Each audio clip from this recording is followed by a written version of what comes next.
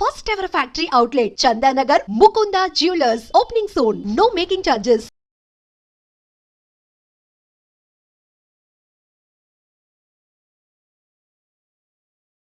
అప్పట్లో మోటు మందులు ఎట్లా పనిచేస్తుందంటే గట్టితనం ఉండే అందరి లోపల, ఓకే. దృఢత్వం బాగుండే, తినే తిండిలో కూడా ఆ గట్టితనం ఉండేది కాబట్టి పసర్లు పనిచేసేవి. ఇప్పుడు అంత తొందరగా పనిచేయవు. ఓకే. అంటే శరీరం సపోర్ట్ చేయదు దాంట్లకు. ఓకే. అయితే గురువుగారు, ఇది అడగొచ్చో లేదో తెలీదు, చాలా వరకు నేను కొన్ని ప్రాంతాల్లో విన్నాను. పల్లెటూళ్ళలో వాళ్ళు ఏమంటారంటే, ఇద్దరు ముగ్గురు ఆడ సంతానం ఉంటే ఖచ్చితంగా నెక్స్ట్ రాబోయే సంతానం మగ శిశువు జన్మించాలంటే పసరు పోస్తారు పలానా ప్లేస్లో, ఖచ్చితంగా మగ శిశువు జన్మిస్తారు అని అంటుంటారు. ఇలాంటి పసరు మందుల్ని నమ్మొచ్చంటారా? నిజంగా అలా జరుగుతుందంటారా? నా జీవితంలో, నా అనుభవంలో ఒక 7-8 కేసులు నేనే డీల్ చేశాను. సక్సెస్ అయ్యాయా గురువుగారు? 100% అమ్మ సాక్షిగా, ఓకే. అబద్ధం ఏం లేదు. అంటే ఇవి ఎట్లుంటాయమ్మా, వాళ్ళ యొక్క దైవం అంటే వాళ్ళ యొక్క పుణ్యం, వాళ్ళ రాతఫలం, వాళ్ళ అదృష్టాన్ని బట్టి ఆధారపడి ఉంటాయి. ఓకే. కొందరికి వికటించాయి కూడా, కొందరికి సక్సెస్ కాలేదు. అంటే ఇక్కడ మనం ధార్మికంగా చెప్పాల్సి వస్తే వాళ్ళ యొక్క పుణ్యం, వాళ్ళ అదృష్టం.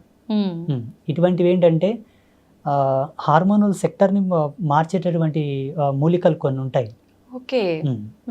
స్త్రీ ఎప్పుడైతే పిండోత్పత్తి గావించే సమయం లోపల, ఆమె సంతానవతి కావడానికి రెడీగా ఉన్న సమయం లోపల ఆ పసర్లు తాపడం వలన తప్పకుండా పురుష సంతానానికి సంబంధించినటువంటి సంపర్కమే ఆ కలయిక వలన అదే హార్మోన్స్ రిలీజ్ అయ్యి అదే హార్మోన్స్ వల్ల వాళ్ళకి పిండోత్పత్తి అవుతుంది అని అప్పట్లో ఆయుర్వేదంలో చాలా గొప్పగా రాసి ఉన్నారు. దాని యొక్క జ్ఞాన సంచికతోనే ఇప్పుడు ఈ పసర్లు అనేవి పోస్తారు మోటుగా పల్లెటూర్ల లోపల. కానీ సక్సెస్ అయినాయి, చాలా మందికి సక్సెస్ అయినాయి. కొందరు ఫెయిల్ అయితే వాళ్ళ అదృష్టం ఇక చెప్పనీకి రాదు. కొంచెం మన చేతుల్లో ఉంటే కొంచెం అదృష్టం భగవంతుడి పైన ఆధారపడి ఉంటుంది. ఓకే. అయితే గురుగారు, చావు పుట్టుకలు అనేవి మన చేతుల్లో లేవు. ఆ భగవంతుడు ఎప్పుడు సెలవిస్తాడో, ఎప్పుడు ఆజ్ఞాపిస్తాడో ఆ రకంగా అన్ని జరిగిపోతూ ఉంటాయి. అయితే చావుకి పుట్టుకకి ముహూర్తాలతో పని లేకుండా ప్రకృతికి అనుగుణంగా జరిగిపోతున్నప్పుడు మనం భూమి మీదకి వచ్చిన తర్వాత ఏ మంచి కార్యక్రమం చేయాలన్నా, ఎటువంటి కార్యక్రమం చేయాలన్నా ఖచ్చితంగా ముహూర్తం చూసుకోవాలి. శుభముహూర్తం అనేది పంతులతో, పండితులతో మాట్లాడి పెట్టించుకోవాలి అంటుంటారు. మరి ఎందుకని గురువుగారు? చూడమ్మా, ప్రకృతి వేరు, మనం వేరు కాదు. ప్రకృతి మనం ఒకటే. ఓకే. ప్రకృతిలో మనం అంతర్భాగమైనప్పుడు కాలధర్మ సిద్ధాంతాన్ని అనుసరించి, ప్రకృతి యొక్క నియమాన్ని అనుసరించి మనం నడవాలని దాని యొక్క సూచన. ఓకే. సమయం వేరు, ప్రకృతి వేరు, మనం వేరు కానే కాదు. అందరం కలిసి ఒక జీవితంగా జీవిస్తున్నాం అంతే. ఓకే. మనం ఒక సమయాన్ని తీసుకుంటున్నామంటే ఆ తాలూకు యొక్క ఎనర్జీ సీక్వెన్సెస్ యాడ్ అయి ఉంటాయి నేచర్లో. ఆ గ్రావిటీ అనేది ఫోర్స్ అయి ఉంటుంది అప్పుడు. అట్ ద పాజిటివిటీ, శుభ సమయము, శుభముహూర్తం, శుభ సంకేత దృక్పథంతో కూడుకున్నటువంటి వాతావరణం. ఓకే. మంచి నీ జీవనాడులకు, నీ జీవ చైతన్యానికి, నీ ఆరా సిస్టానికి అది అనుసంధానం అయ్యి ఉండే టైం అది. ఓకే. ఉదాహరణకి సూర్యోదయం లోపల ప్రశాంతంగా చల్లగా ఉంటుంది వాతావరణం. అవును గురుగారు. మధ్యాహ్నంకి ఆ వాతావరణం ఉండదు కదా. అంటే ఏం మారినట్టు? సూర్యుని యొక్క తాపం పెరిగి వేడి ఎక్కువ ఉత్పన్నం అయ్యింది కాలంలోనే. ఇదే కాలంలోనే మార్పులు జరుగుతున్నాయా లేదా? అలాగే ఋషుల యొక్క ద్రష్టత్వం, ఋషుల యొక్క దార్శనికత ఇక్కడనే మనకు గొప్పతనం అని తెలుసుకోవాలి మనం. భారతీయ ఋషుల యొక్క గొప్పతనం. ముహూర్తాన్ని ఛేదించి ముహూర్తం యొక్క నిశ్చయం చేసేటటువంటి ఏకైక గణాంక సిద్ధాంతం మనదే. హిందూయిజంలోనే ఉంది, ఎక్కడ లేదు.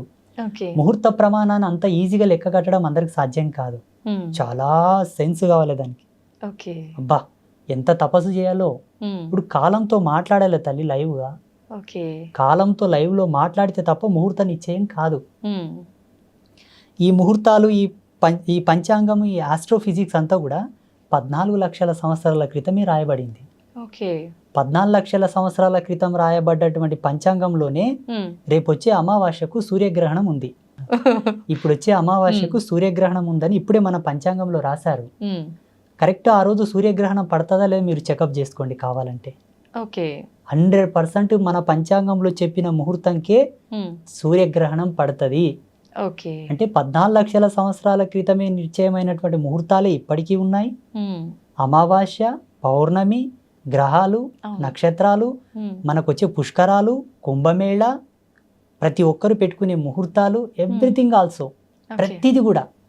అంటే ఇది ఎంత డెప్త్ అండ్ డెప్త్ సైన్స్ అంటే అమ్మ, మానవుడు కొన్ని లక్షల యోజనాల కిందికి వెళ్తే తప్ప ఈ అర్థం మనకు రాదు.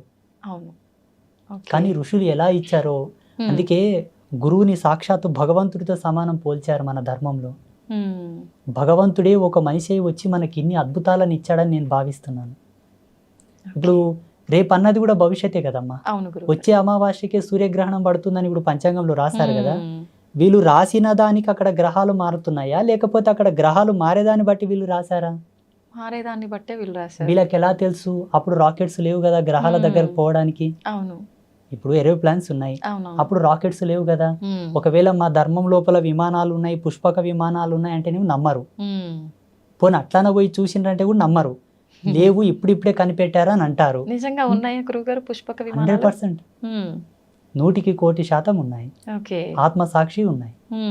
చూడమ్మా, ఈ కాలంలో లేదేది మానవుడు కనిపెట్టాడు. ఇది వరకు ఉన్నది ఏదో ఆయనకు ఆ దార్శనికత వచ్చే కనిపెడతాడు.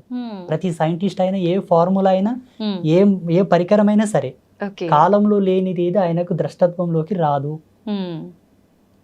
ఉన్నదే వస్తుంది. వాళ్ళ యొక్క ప్రజ్ఞా పాఠవాలను బట్టి వాళ్ళు శోధించుకొని దాన్ని కనిపెట్టి రిలీజ్ చేస్తారు బయటికి. ఓకే. ప్రతిదీ కూడా ఒకప్పుడు వాడబడిందే మనకు జ్ఞానం లోపలికి వస్తుంది. ఓకే. అయితే గురుగారు, అంత జ్ఞానంతో ముందుగానే జరగబోయేది కూడా ఆలోచించి ఇన్ని డిసైడ్ చేసిన పండితులు, ఇలాంటి పెద్దవాళ్ళు చాలా మంది ఉన్నారు. అయితే మీరు అన్నట్టుగా శుభముహూర్తాల కోసం పండితులు పలానా ఏదైనా శుభకార్యం, మ్యారేజ్ తీసుకుందాం ఎగ్జాంపుల్కి, ఒక మంచి ముహూర్తం మీ పేర్ల మీద ఇది బాగుంది అని చెప్పి డిసైడ్ చేసినవి కూడా అన్నీ సక్సెస్ అవ్వట్లేదు. అది శుభముహూర్తం అని డిసైడ్ చేసిన తర్వాత అవి ఎందుకు విఫలం అవుతున్నాయి అంటారు? విఫలం అంటే ఎలా? అంటే సక్సెస్ అవ్వకుండా డివోర్స్ వరకు వెళ్ళటము, మధ్యలోనే విడాకులు అయిపోవడము, లేదంటే కలిసి ఉన్నా కూడా వాళ్ళిద్దరికి పడకుండా చీటికి మాటికి గొడవలు, ఇలా చాలా చూస్తుంటాం కదా గురువుగారు. ఎందుకు అలా అవుతున్నాయి? కాలం అంటే 5 ఎలిమెంట్స్: భూమి, నిప్పు, నీరు, గాలి, ఆకాశం. ఈ 5 ఎలిమెంట్స్ యొక్క సమ్మేళనమే కాలం. టైంకి ప్రత్యుత్తరమైన రూపమే ప్రకృతి. ఈ ప్రకృతి పంచభూతాలు, పంచభూతాలే కాలం. ఇవేవి వేరు కాదమ్మా, అన్నీ ఒకే సర్గా.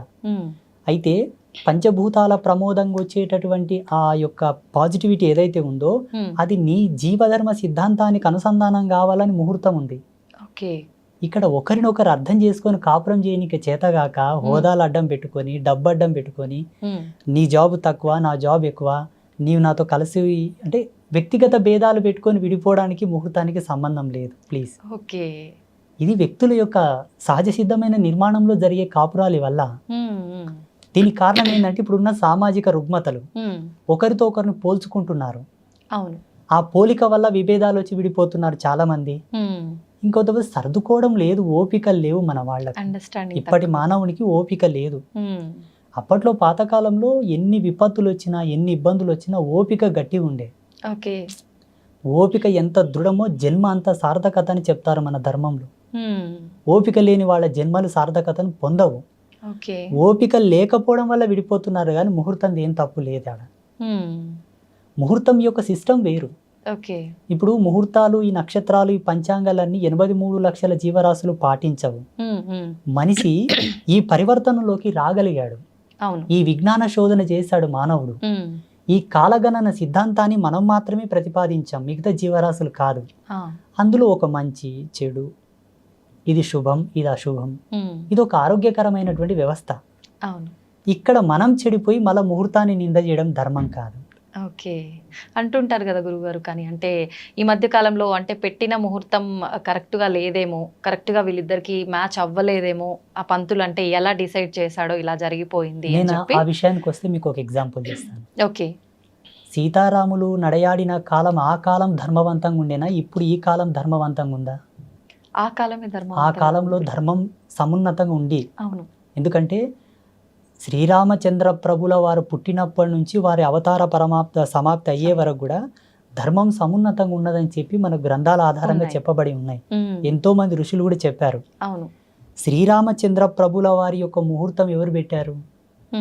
పెళ్లికి ఎవరు నిశ్చయం చేశారు? రాముడు పెళ్ళైన తర్వాత వనవాసానికి వెళ్ళిపోవాల్సి వచ్చింది. ఎన్ని కష్టాలు పడ్డారు. సరే, మళ్ళీ రాజ్యంకి వచ్చిన తర్వాత కూడా మళ్ళీ సీతా వియోగం ఏర్పడుతుంది.